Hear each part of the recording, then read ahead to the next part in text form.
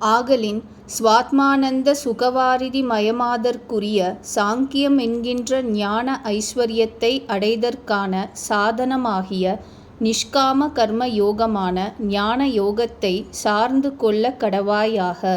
முன்னிலையாக ஒன்றை சுட்டி பலனை விரும்புவோர் துன்பமே சுமையாக சுமப்பர். குறிப்பு: நிஷ்காம கர்ம யோகத்தில் அல்லது சாங்கிய புத்தியில் ஆஸ்ரயத்தை விரும்பு என்றால் பரமார்த்த ஞானத்தை சரணமடையக் கடவாய் என்று ஸ்ரீ சங்கரரும், ஞானத்தின் பொருட்டு காரணமாகிய கர்ம யோகத்தை அல்லது ரட்சிக்கிற ஈஸ்வரனை ஆசிரயிக்க கடவாய் என்று ஸ்ரீதரரும், காமிய கர்மமானது ஜனன மரணத்திற்கு ஹேதுவானது, ஆதலால் அறிவை அடையக் கடவாய் என்று ஸ்ரீ ராமானுஜரும், ஞானத்திற்கு காரணமான நிஷ்காம கர்ம யோகத்தில் இருக்க கடவாய் என்று ஸ்ரீ மாத்வரும் ஸ்ரீ ராகவேந்திர சுவாமிகளும் கூறியுள்ளார்கள். ஆதலால் ஆத்ம ஞானத்தில் சுக துக்க சமபுத்தியுடையவன் இருவினை பயனாகிய பாவ புண்ணியங்களை இந்த ஜென்மத்திற்றானே போக்கிக் கொள்ளுகின்றான். ஆகலின் சமநிலை யோகத்தின் பொருட்டு நீ பிரயத்தனம் செய்வாயாக. வருணாசிரம தர்மமாகிய சத்கர்மங்களை செய்தும் அதன் பயனில் ஒட்டுதலின்றி தாக்கர நிற்கும் உபாயமே யோகம் என்று சொல்லப்படுகின்றது.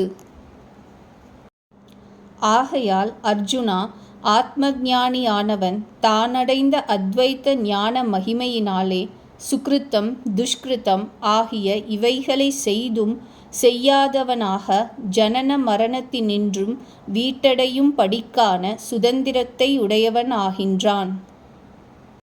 ஆகலின் யான் கூறியுள்ளபடி எதனால் சகலத்தையும் செய்தும் சும்மாவிருந்தேன் என்பதற்கான நிவிர்த்தியை நீ பிரவிற்த்தியினிடத்திற்றானே காண்பாயோ அந்த யோகத்தை அடைவதற்கு நீ முயல்வாயாக.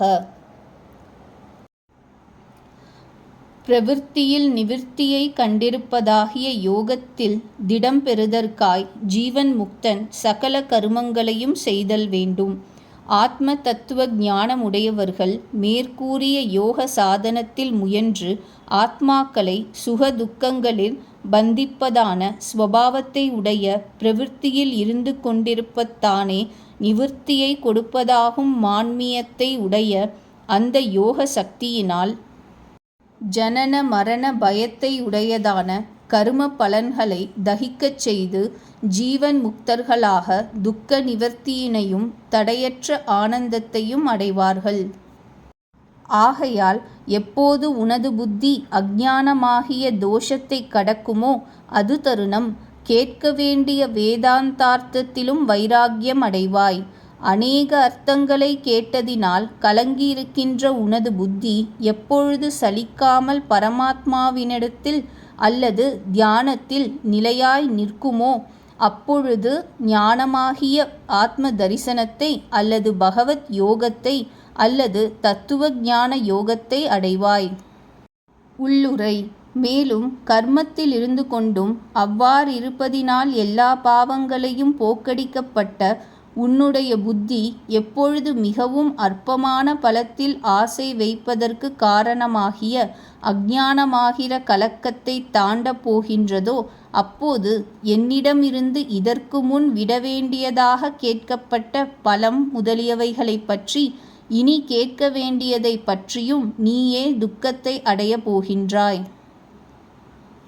மேலும் என்னிடம் கேட்டதினால் விசேஷமாய் அறியப்பட்ட, அதாவது மற்றெல்லா வஸ்துக்களையும் விட வேறுபட்டதாயும் அழிவில்லாததாயும் மிகவும் சூக்ஷ்ம முகமாயும் ஆத்மாவை பற்றியதான ஒரே விதமான புத்தியானது பலத்தில் ஆசையில்லாமல் நிர்மலமாக செய்யப்பட்ட மனதில் எப்போது அசையாமல் நிற்கப் போகின்றதோ அப்போது நீ ஆத்ம அவலோகனத்தை அடையப் போகின்றாய். ஸ்ரீ சங்கர பாஷ்யம். இது காரும் வேதாந்த கேள்வியினாலும் இனி செய்ய வேண்டிய வேதாந்த ஸ்ரவணத்தினாலும் உனக்கு மனம் வெறுப்புண்டாக கூடாது. ஏனெனில் நீ அஞ்ஞான இருளாகிய நிலைமையில் இருக்கின்றபடியால் வேதார்த்தங்களை உணர்ந்து அதன்படி அனுஷ்டிக்க வேண்டியவனாய் இருக்கின்றாய். கருமத்தையும் அதை செய்ய வேண்டிய விவரத்தையும் கூறுவதாகிய வேத வாக்கியங்களில் வெறுப்புண்டாவது பிரம்மஞானிக்கு தகுமானாலும் நீ அவ்வாறு வெறுப்படைய தகுந்தவனாக மாட்டாய். உனக்கு ஞானாதிகாரம் இன்னும் வரவில்லை. இது 53வது ஸ்லோகத்தை சார்ந்தது. அர்ஜுனன் வாக்கியம்: ஏ கேசவா, சமாதி நிலை அடைந்து சலிக்காத ஞானமுள்ளவனுக்கு லக்ஷணம் என்ன? அவன் எவ்வாறு பேசுவான்? எப்படி இருப்பான்? எவ்வாறு மற்ற காரியங்களை நடத்துவான்? அதனை சிறிது விளக்க வேண்டும். ஸ்ரீ கிருஷ்ண பகவான் வாக்கியம்: ஓ அர்ஜுனா, எவன் தன் ஆத்மாவில் தானே மனதை திருப்தி செய்து கோரிக்கைகளை முழுதும் எப்பொழுது விடுவானோ அப்பொழுதே அவன் ஸ்திர ஞானம் உள்ளவன் என்று கூறப்படுவன். ராகத்தை, ஆசையை விட்டுவிட்டால் இந்த நிலைக்கு வருவான். இது ஞானயோக நிஷ்டையின் முதிர்ந்த நிலைமை. மேலும் வருத்தம் வரின் துடிக்காத மனதை உடையவனாயும், சுகம் வரின் பற்றற்றவனாயும், விருப்பம், பயம், கோபம் இவைகளற்றவனாயும் இருக்கின்ற மௌனி அல்லது சந்நியாசியானவன் நிலைத்த ஞானியாக சொல்லப்படுகின்றான். குறிப்பு: இந்த ஸ்லோகத்தினாலும் இதற்கு முந்திய ஸ்லோகத்தினாலும் முதலாவது கேள்வியான நிலைத்த ஞானியின் லக்ஷணம் சொல்லப்பட்டது. ஸ்ரீ ராமானுஜ பாஷ்யக்காரரால் முந்திய ஸ்லோகத்தில் எவனை குறித்து சொல்லப்பட்டதோ அவன் முதல் அந்தஸ்துள்ளவன், உலக வாசனை முற்றிலும் ஒழிந்தவன். இதில் கூறப்பட்டவனோ இரண்டாவது அந்தஸ்துள்ளவன், பிரபஞ்ச வாசனை முற்றிலும் அற்றுப்போகாமல் சில பற்றுதலுடன் இருப்பவன். ஓ அர்ஜுனா, எவன் சகல வஸ்துக்களினிடத்திலும் அபிமானமற்றவனோ, அந்தந்த இஷ்ட அனிஷ்டங்களை அடைந்தாலும் சந்தோஷப்படுகிறதில்லையோ அல்லது வெறுப்படைகிறதில்லையோ அவனுடைய ஞானமானது நிலை பெற்றுள்ளது. ஸ்ரீதர சுவாமிகள் கருத்து: இதில் கூறப்பட்டவன் அலட்சியமாயிருப்பவன்.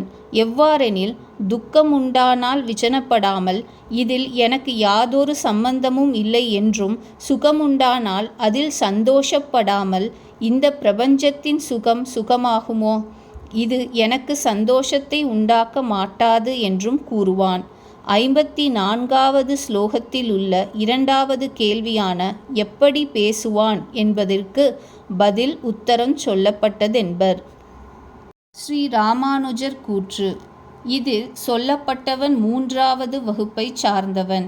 ஏனெனில் உலக விஷயத்தில் மனப்பிரவிற்த்தி உள்ளவனாயும், ஆனால் அப்படிப்பட்ட பிரவிற்த்தியினால் உண்டாகும் சுக துக்காதிகளில் நான் சம்பந்தமற்றவன் என்றும் உதாசீனனாயும் இருப்பவன் என்றும் மொழிந்துள்ளார். ஆமையானது தன் கரசரணாதி உறுப்புகளை தனக்கு பயமுண்டாகும் காலத்தில் உள்ளாக இழுத்து கொள்வது போன்று யோகியானவன் விஷயங்களில் வியாபித்திருக்கிற இந்திரங்களை இந்திரிய விஷயங்களிலிருந்து எப்பொழுது நிவர்த்திக்கும்படி செய்வானோ அப்பொழுது அவனுடைய ஞானம் ஸ்திரமுடையதாகும். உபவாசாதிகளைச் செய்யும் புருஷர்களுக்கு இந்திரியங்களினின்று அவ்வவ்விந்திரிய விஷயங்கள் மாத்திரம் நிவர்த்திக்கும் அல்லாமல் ஆசை அகலாது. பரமாத்மாவை ஞானத்தால் உணர்ந்த புருஷனுக்கு மாத்திரமே அந்த ஆசையும் நீங்கும். உள்ளுரை: பிள்ளைகள் கெட்டுப்போவதற்கு பெரியவர்கள் கற்பிக்க வேண்டும் என்று நியதியில்லை. அதுபோல இந்திரியங்கள் கெட்ட வழிகளில் பிரவேசிக்க முயன்று கொண்டே இருக்கும். குதிரைகள் புற்களை மேய்வன போன்று இந்திரியங்கள் விஷயங்களை அனுபவிக்க கோரும். அவைகளை விரோதிக்க வேண்டும். மனம் ஒரு குமாரனாக கூறப்படுகிறான். இவன் இந்திரியங்கள் என்னும் கெட்ட நட்பாளருடன் கலந்து கெட்டிருக்கின்றான். முதலில் அந்த துஷ்ட சிநேகராகும் இந்திரியங்களை தூர விலக்க வேண்டும். பின் கெட்டிருக்கிற மனதிற்கு அந்த கெட்ட இந்திரியங்களில் இருக்கும் ஆசையை போக்கடிக்க வேண்டும். மனதை ஏன் திருத்த வேண்டும் எனின், தன் சிநேகராகும் பாலர்கள் வராமையினால் பையன் வெளியிற் செல்ல சாமர்த்தியமற்றவனாயும் அவர்கள் வரவில்லையே என்று அவன் சிந்தித்து கொண்டே இருப்பான். ஆதலினாலும் தீதே உண்டாம்.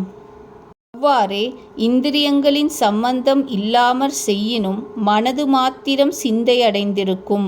ஆதலால் அந்த மனதையும் திருத்த வேண்டும். எந்த மூடாத்மா கர்மேந்திரியங்களை நடக்கவிட்டு மனதால் விஷயங்களை ஸ்மரிக்கின்றானோ அவன் பொய்யான ஆச்சாரம் உள்ளவன் என்று கூறப்பட்டதாகையால் முக்கியமாய் மனதை நிக்கிரகிக்க வேண்டும். பல நாட்களாக பாராத தனது நண்பனை கண்டவுடனே பையனுக்கு முன்னைய நண்பு எப்போதும் போல் உண்டாம். ஆதலால் அவர்கள் மீண்டும் காணப்படாத இடத்தில் இந்த பிள்ளையை வைக்க வேண்டும்.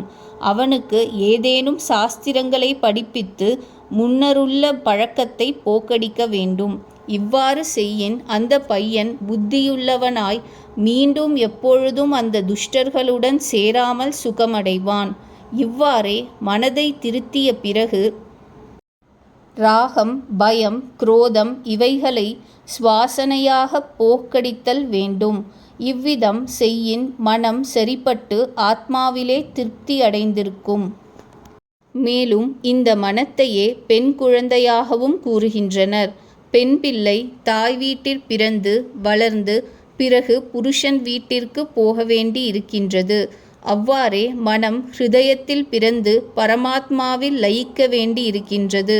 இதற்காகவே தோழி பிள்ளைகளாகும் இந்திரியங்களுடன் சேர ஒட்டாமல் செய்து பிள்ளைகளின் மனதை தமது வீட்டிலுள்ள பிள்ளைகளினிடத்துள்ள ஆசையை நீக்கச் செய்து பிறகு தன் பெண்ணை மாமியார் வீட்டுக்கு அனுப்பி தந்தையும் சில நாட்கள் அவ்விடத்தில் வசித்து தம் வீட்டினும் மாமியார் வீடு சுதந்திரமானதென்று அவளுக்கு போதித்து இவ்விடத்திய வாசனையை போக்கின பிறகு பின் அவள் மாமியார் வீட்டில் பழக்கமடைந்து பின்னால் தன்னை எப்போதாயினும் தனது தாயானவள் வரும்படி அழைக்கின், எனக்கு இவ்விடத்தில் வீட்டு காரியங்களை பார்ப்பதிலேயே பொழுது சரிப்பட்டு போகின்றது. ஆகையால் எனக்கு இப்பொழுது வருவதற்கு தடையாயுள்ளது என்று சொல்லுவாள் அல்லவா? அவ்வாறே பிள்ளைகளாகும் இந்திரியங்களை சேர ஒட்டாமற் செய்து அதிக சிநேகமில்லாமல் மனதை திருத்தி ராகம், பயம், குரோதம் இவைகளை சுவாசனையுடன் போக்கின் ஆத்மாவில் மனம் லயிக்கும். இந்த ஸ்லோகத்தில் சர்வசகா அதாவது எல்லாவிதத்தினால் என்று கூறினமையால் பார்ப்பது, வார்த்தை சொல்வது, விளையாடுவது, பரிகாசம் செய்வது முதலியவைகளின் நிவிர்த்தி கூறப்பட்டது. இந்திரியங்களை அடக்குதலும் ஆத்மாவை தியானம் செய்வதற்கு அங்கமென்று காட்டப்பட்டது. இவ்விடத்தில் ஞான யோக நிஷ்டனுடைய அவஸ்தைகளின் பிரிவை சொல்லும் இடத்தில் தூக்கம் முதலியவைகளை விட வேறான இந்திரியங்களின் ஓய்வு என்றால் ஆத்மாவினிடத்தில் மனதை செலுத்தும் வரையில் உள்ள ஓய்வு என்றர்த்தம். இந்த 4 வித அவஸ்தைகளும் இவ்விடத்தில் எதற்காக பிரித்து உபதேசிக்கப்படுகிறதென்கிற ஆக்ஷேபத்திற்கு சமாதானமாவது யாதெனில், முதலில் வெளி இந்திரியங்களை விஷயங்களிலிருந்து அடக்கி மனதை ஆத்மாவிடத்தில் நிலைநிறுத்துவதற்கு பிரயத்தனம் செய்ய வேண்டும். பிறகு பலாத்காரமாக வெளி இந்திரியங்கள் அடக்கப்பட்டிருந்த போதிலும் மிகுதியான ஆசை, துவேஷம் முதலிய தோஷங்களினால் கலக்கப்பட்ட மனது அவைகளை மறுபடியும் அந்தந்த காலங்களில் அந்தந்த விஷயங்களில் செல்லும்படி பிரவர்த்திக்கும். தானும் ஆத்மாவினிடத்தில் நிலையாய் நிற்க சக்தி உள்ளதாயாகாது. ஆகையினால் பக்குவமான தோஷங்களின் மிகுதியான ஆசை, துவைஷம் முதலியவைகள் தான் அவைகளின் உபேட்சையாயிருத்தல், அதிக பிரீத்தி அடையாமலிருத்தல் முதலிய கிரமப்படி பக்குவமாக்க வேண்டும். பிறகு தோஷங்களின் மிகுதியும் பக்குவமான போதிலும் அனாதியாய் அனுபவித்ததினால் உண்டாக்கப்பட்ட வாசனை மாத்திரம் இருந்து கொண்டு ஆத்மாவை அனுபவிக்க வேண்டுமென்று எத்தனம் செய்கின்ற புத்தியை தடுக்கும். அந்த சமயத்தில் எல்லையில்லாத ஆனந்த ரூபமாகிய ஆத்மாவை புருஷரிடத்தில் துவேஷமுள்ள ஸ்திரீக்கு யுவாவை காட்டுவது போல காட்டி கிரமப்படி ஆத்மாவினிடத்தில் பிரீத்தியை உண்டாக்கி நினைக்க முடியாத நீண்ட காலம் கழித்து வெளி விஷயங்களில் உண்டான வாசனைகளின் கூட்டங்களை வேருடன் பிடுங்க ஆசை கொள்ள வேண்டும். எல்லா வாசனைகளும் நாசமடைவதால் அவைகளின் சந்தோஷங்கூட இல்லாமல் முதிர்ந்த வைராக்கியத்தை அடைந்த நிலை எதுவோ அது வசக்கார சம்ஞை. ஞானயோக நிஷ்டையின் முதிர்ந்த நிலையாகிய இது யோகமென்று பெயருடைய ஆத்ம அவலோகனத்தை உண்டாக்குகின்றது.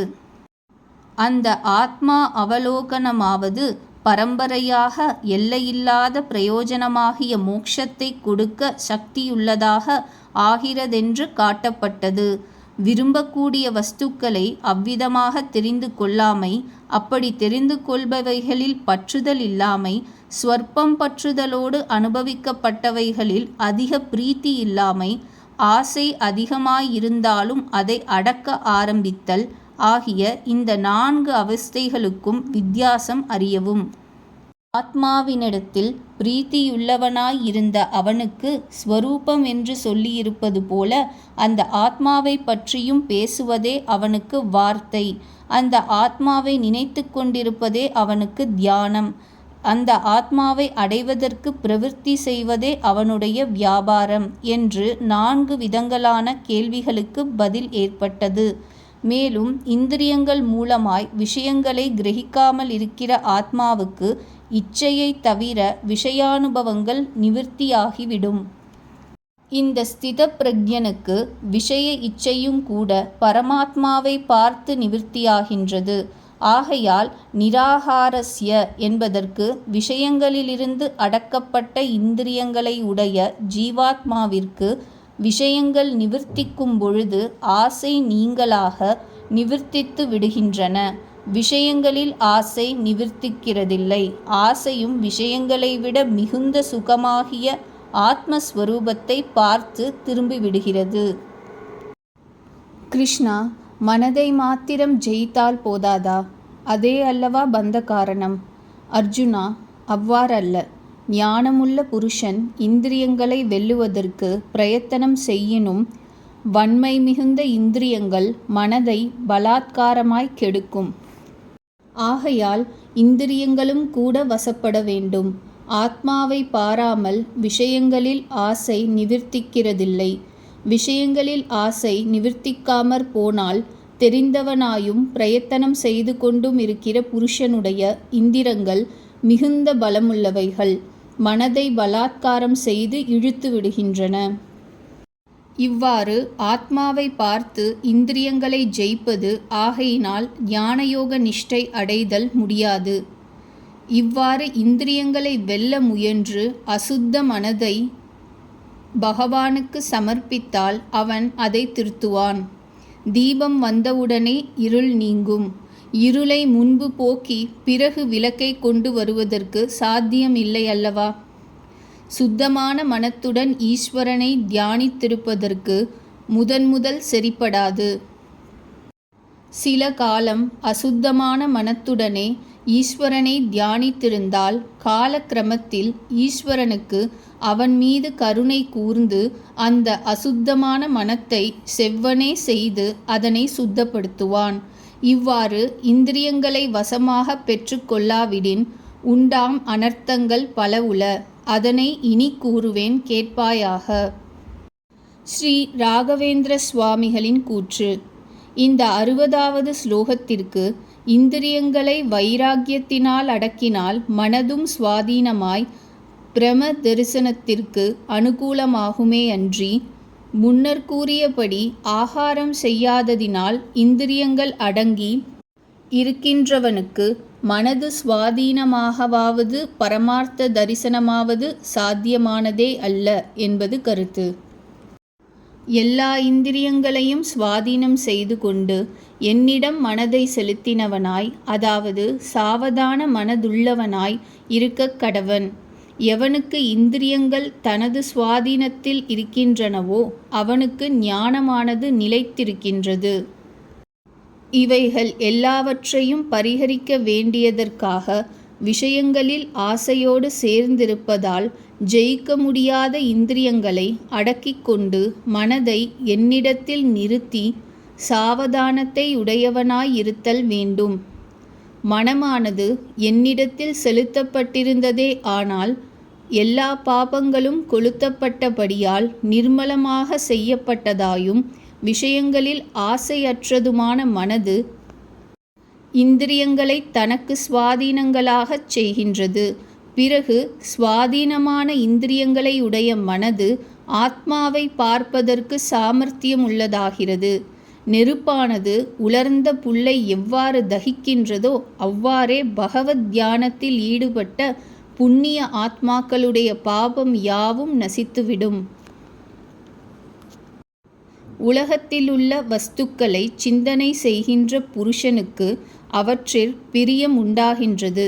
அந்த பிரியத்தினால் ஆசை உண்டாகின்றது. அப்போக சுகத்திற்கு தடையுண்டான போது ஆசையினின்றும் கோபம் உண்டாகின்றது. கோபத்தினின்றும் அறிவின்மை உண்டாகின்றது. அறியாமையிலிருந்து நினைவின்மை உண்டாகின்றது. நினைவின்மையினின்றும் புத்தி கேடு உண்டாகின்றது. புத்தி கேட்டால் எல்லாம் கெட்டவனானான் அல்லது நரகத்தை அடைவான்.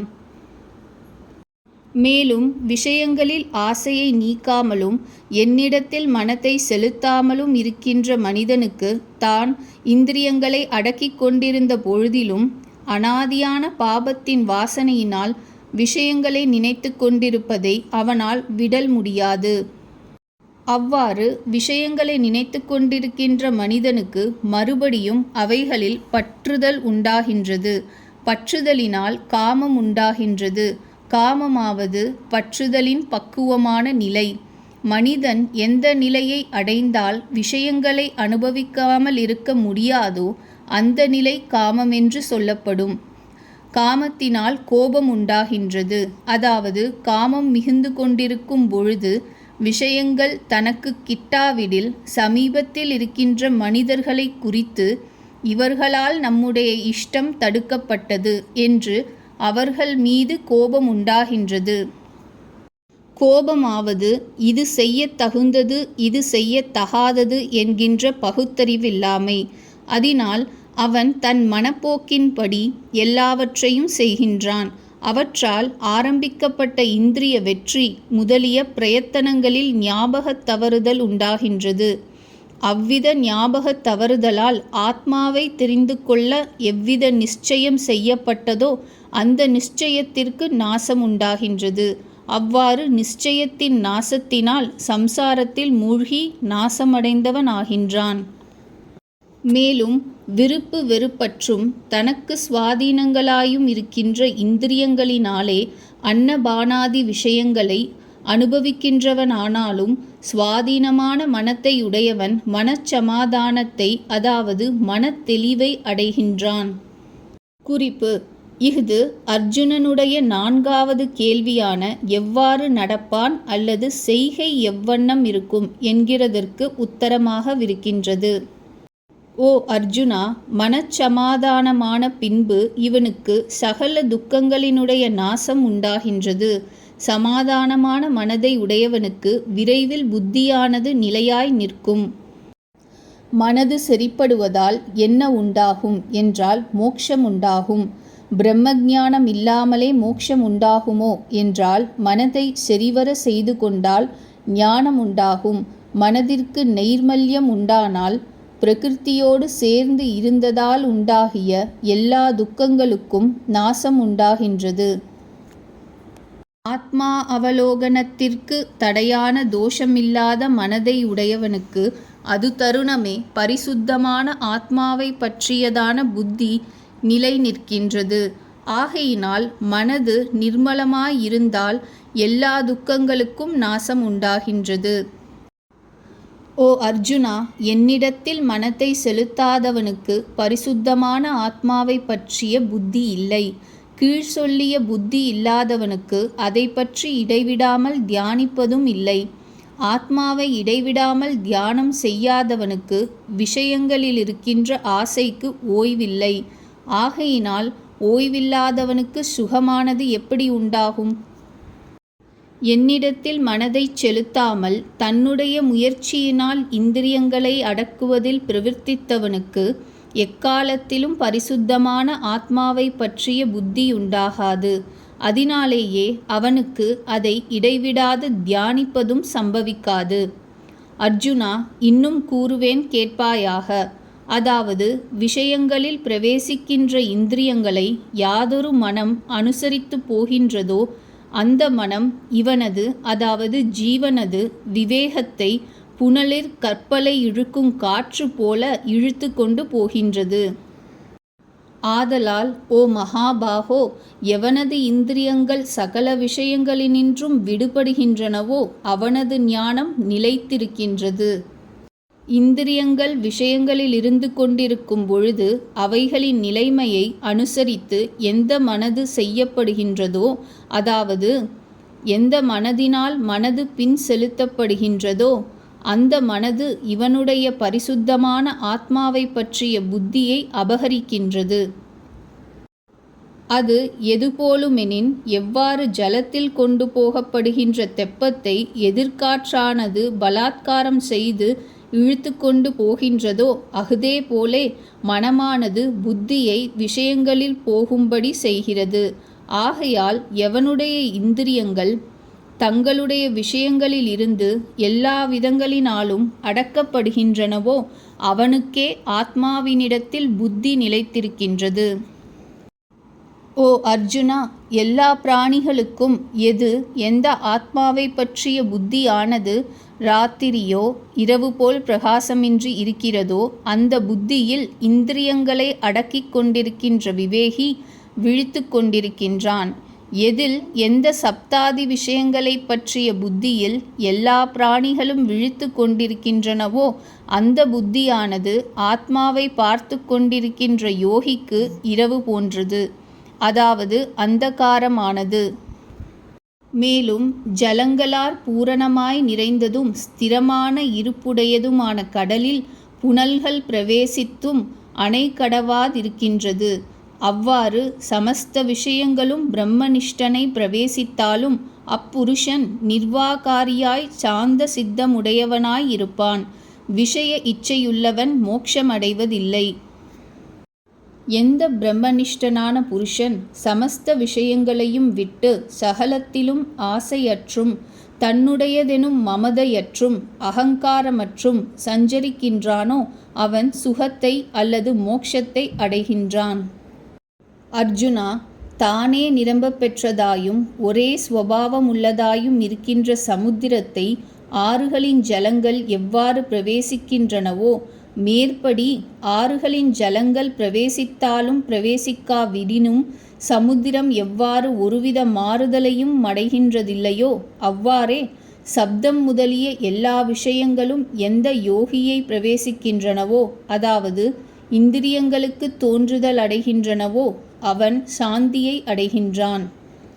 அதாவது சப்தம் முதலியவைகள் இந்திரியங்களுக்கு தோன்றுதலை அடைந்தாலும் அடையாவிட்டாலும் தன்னுடைய ஆத்மாவை பார்ப்பதினால் உண்டாகும் திருப்தியினாலேயே எவன் விகாரத்தை அடைகின்றதில்லையோ அவனே சாந்தி அடைகின்றான். எவன் சப்தம் முதலியவைகளால் விகாரத்தை அடைகின்றானோ அவன் எக்காலத்திலும் சாந்தி அடைகின்றதில்லை. மேலும் இவனால் விரும்பப்படுகிறபடியால் சப்தாதி விஷயங்கள் காமம் எனப்படுகின்றன. எந்த புருஷன் சப்தம் முதலிய எல்லா விஷயங்களையும் விட்டு அவைகளின் ஆசையை நிவர்த்தித்தவனாகவும் அவைகளில் என்னுடையதென்கின்ற எண்ணம் முழுமையும் அற்றவனாகவும் ஆத்மாவல்லாத தேகத்தில் ஆத்மா என்கின்ற அபிமானம் அற்றவனாகவும் இருக்கின்றானோ அவன் ஆத்மாவை பார்த்துவிட்டு சாந்தியை அடைகின்றான். ஓ அர்ஜுனா, இந்த நிலைமையானது பிரம்மத்தை அடைவிக்க கூடியது. இந்த நிலைமையை அடைந்தவன் பிறகு மோகத்தை அடைகின்றதில்லை. இந்த பிரம்மனிஷ்டையில் மரணாந்த காலத்தில் இருந்த போதிலும் பிராகிருத சரீரம் இல்லாத பரபிரம்மத்தை அடைகின்றான். வாலிபம் முதல் இந்த ஞானத்தை உடையோன் விஷயமாக என்னவென்று சொல்லக்கூடும்? இந்த ஆத்மா நித்தியம் என்கின்ற ஞானத்தை முன்னிட்ட சங்கமில்லாத கர்மத்தில் நிஷ்டையானது சித்த பிரக்ஞராக இருக்கையை பிரயோஜனமாக உடையதாகவும் பிரம்மத்தை அடைவிக்க கூடியதாகவும் இருக்கின்றது. இப்படிப்பட்ட கர்மத்தின் நிலையை அடைந்து மறுபடியும் சம்சாரத்தை அடைகிறதில்லை. இந்த நிலைமையில் கடைசி வயதில் இருந்து கொண்டு சுகமாகிய பிரம்மத்தை அடைகின்றான். அதாவது சுகம் ஒன்றுக்கே இருப்பிடமாகிய ஆத்மாவை அடைகின்றான். கருத்து: இவ்வாறு ஆத்மாவின் உண்மையான ஸ்வபாவத்தையும் ஸ்வரூபத்தையும் யுத்தம் என்னும் கர்மத்தை அடைவதற்கு உபாயமென்று அறியாதவனாயும் தேகமே ஆத்மாவென்கின்ற அறிவினால் மயக்கத்தை அடைந்தவனாயும் அந்த மயக்கத்தினால் யுத்தத்தை விட்டு திரும்பினவனாயும் இருக்கின்ற அர்ஜுனனுடைய மோகத்தை போக்குவதற்காக நிலைமை நின்ற ஞானமென்று சொல்லப்பட்ட யோகத்திற்கு சாதனமான ஆத்மாவை பற்றிய சாங்கிய புத்தியும் அதை முன்னிட்டு சங்கமில்லாமல் கர்மங்களை செய்வதாகிய கர்ம யோகத்தை பற்றிய புத்தியும் இந்த 2வது அத்தியாயத்தில் சொல்லப்பட்டன. 2வது அத்தியாயம் முற்று பெற்றது.